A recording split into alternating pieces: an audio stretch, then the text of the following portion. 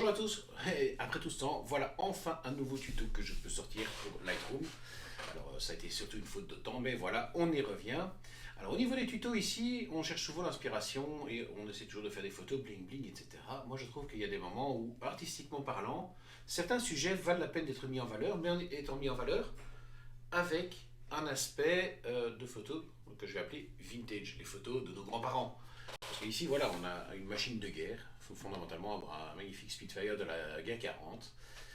Photo qui a été prise en 2021, le ciel est sans trop de particularités, il y a quelques petites choses à faire dessus, mais fondamentalement, je veux dire, voilà, la photo est sympa, mais je trouve qu'elle mérite, cet avion mérite un traitement artistique un peu différent de ce qu'on pose d'habitude. Ici, on est sur quelque chose de très bling bling. Alors, moi, je vais vous montrer qu'avec Lightroom, on peut passer de ceci à la photo de gauche, c'est la photo originale, la photo de droite. C'est une photo où j'ai donné un aspect vintage. Comment est-ce que j'ai fonctionné? Je vous montre tout ça tout de suite dans Lightroom. Et donc dans le module développement de Lightroom, et dans ce module développement, nous allons donc retravailler la photo pour arriver à l'effet que je vous ai montré tout à l'heure. Ici, donc dans un premier temps, qu'est-ce que je vais faire? J'ai quelques petits défauts que je vais enlever, comme les petits brins d'herbe ici qui pourrissent un petit peu l'avant-plan. Le photographe ici qui dérange très fortement. Et puis, vous voyez ici, il y a une grosse tache capteur là. Et s'il y en a une là, il y en a certainement d'autres. Donc, ce que je vais faire dans un premier temps, c'est que je vais commencer par supprimer tous les défauts. La première chose que je vais faire, c'est virer le photographe. Je vais prendre une gomme d'une bonne taille pour aller enlever le photographe en entier. Il disparaît quasiment complètement. On va enlever les derniers petits morceaux. Alors ici, comme je ne suis pas satisfait, j'ai simplement lui dire d'actualiser la recherche. Le photographe qui a complètement disparu, vous avez vu. Il n'est plus là, il ne pourrit plus la photo. Je vais enlever également ici la petite bande Remove Before Flight. Enlever les petites herbes avec cet outil magique. Vous voyez, en quelques secondes, tout disparaît assez facilement, étant donné que l'environnement alentour est assez simple. Alors on va passer ici, bien entendu, comme dans toutes les photos que j'ai toujours dit, il faut toujours vérifier qu'on n'a pas des tâches capteurs. Donc, dans l'outil ici, toujours du sparadrap, on peut toujours prendre, on peut marquer afficher les défauts. Et donc vous voyez, tous ces petits ronds là, ce sont des tâches capteurs que je vais m'évertuer à enlever. D'ailleurs, si je fais un petit avant, après l'utilisation du pinceau, vous voyez tous les petits éléments que j'ai enlevés qui posaient un petit peu souci ont disparu. Ayant fini les corrections dans la photo, je vais retourner dans mes modules de développement et je vais commencer par la correction d'objectifs pour supprimer les aberrations chromatiques et le profil de correction. Réglage de base, je vais régler le point blanc. Donc en appuyant sur la touche Option ou Alt sur l'ordinateur, j'essaie de faire apparaître le premier point blanc pour que l'histogramme touche la barre ici à droite sans monter le long du bord. Donc je regarde, j'ai quelque chose, on est bon. Je fais la même chose, le point noir avec, vous voyez, donc en appuyant sur la touche Alt, j'ai quelque chose qui apparaît, je dois simplement faire en sorte de déboucher les ombres. Voilà. Donc là ici, on a une photo qui est déjà assez bien équilibrée au niveau de l'histogramme.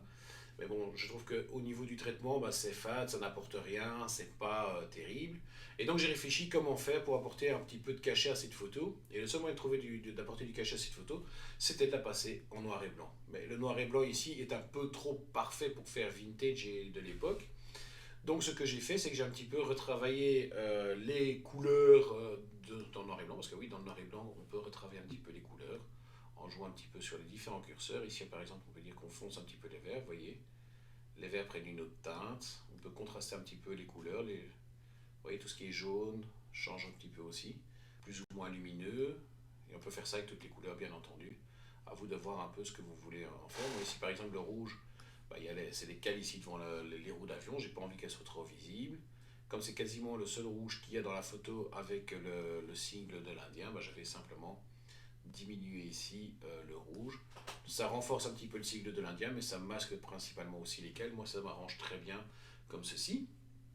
Alors, au niveau des noirs, je veux éviter qu'il y ait des noirs qui soient purs ou des noirs bouchés. Donc, je vais simplement remonter un tout petit peu la courbe de tonalité pour éviter que des blancs, vous voyez en sortie, je mets qu'il fasse 3 ou 4, voilà, on est bien.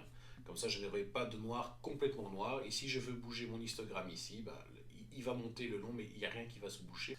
Dans le mode effet, on a d'abord ce qu'on connaît, de mettre un petit vignettage un peu plus sombre que nous avons l'habitude de mettre plutôt photo actuellement pour resserrer et refermer sur le sujet. Et ensuite, pour faire un aspect vraiment vintage de la photo, ben, qu'est-ce que je fais ici? C'est l'outil grain. Le grain, en fait, c'est un peu comme quand on imprimait nos photos chez le photographe. Le papier avait un certain grain et il était visible sur la photo. Et donc, ça nous permettait, on avait une photo qui était un petit peu granuleuse, un peu graveleuse. Et ici, donc, c'est ce que je cherche à reproduire. Donc, je vais vous montrer ici. Donc, ici, ben voilà, donc on a une photo qui est assez propre, pas de grain. Et ici, si je pousse le curseur à fond, vous voyez comment l'image devient bruitée. Alors là, évidemment, c'est beaucoup trop granuleux. Il faut trouver un petit peu la bonne distance et la bonne valeur. C'est un tatillon qu'il faut le faire, c'est à vous en fonction de voir le rendu que vous voulez donner à la photo, ce que ça peut donner. Au niveau de la taille, on a des tout petits grains, des tout fins grains, ou bien plus on va aller sur la droite, plus les grains seront grossiers.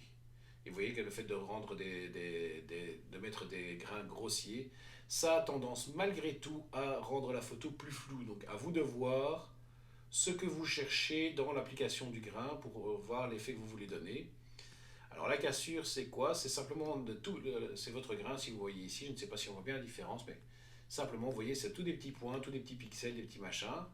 Là, on est à une cassure à 0. Si je monte la cassure à 80%, ben on a plus de petits points et il y a beaucoup plus de différenciation dans les points. Après, de nouveau, c'est de nouveau à vous de voir ce que vous cherchez à mettre comme effet dans la photo. Et alors, une dernière petite chose pour donner encore vraiment un aspect un petit peu vintage, ce qu'on peut encore faire, c'est de mettre un petit peu de color grading pour lui donner un petit effet sépia. Donc ici, je vais simplement demander dans les ombres qu'ils me mettent un soupçon de jaune. Vous voyez, la photo prend une teinte tout de suite un peu plus... C'est limite du sépia sans en être vraiment, mais ça donne un petit effet un peu plus jauni, une photo un peu plus vieillie. Après, c'est vraiment à vous de voir l'effet, comment vous voulez transmettre l'effet. Il n'y a pas d'obligation à ce que ce soit fort ou moins fort. Voilà, moi ici, je trouve que la photo, elle est pas mal comme ça.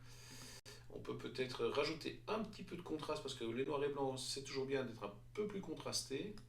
Et alors, regardez un petit peu ici, si je débouche un tout petit peu les ombres et que je diminue un petit peu les hautes lumières pour donner vraiment un aspect beaucoup plus de photos anciennes. Voilà la différence. La photo avant, la photo après. Vous voyez toute la différence. Ici, c'est une photo qu'on voit qui est prise assez récemment parce que bien nette. Là, on pourrait se dire, appareil photo plus ancien. Moi, en tout cas, j'aime bien cet effet-là. Et vous, qu'est-ce que vous en pensez? Je vous invite à laisser un petit commentaire en bas de la vidéo, à liker évidemment la chaîne si vous aimez bien,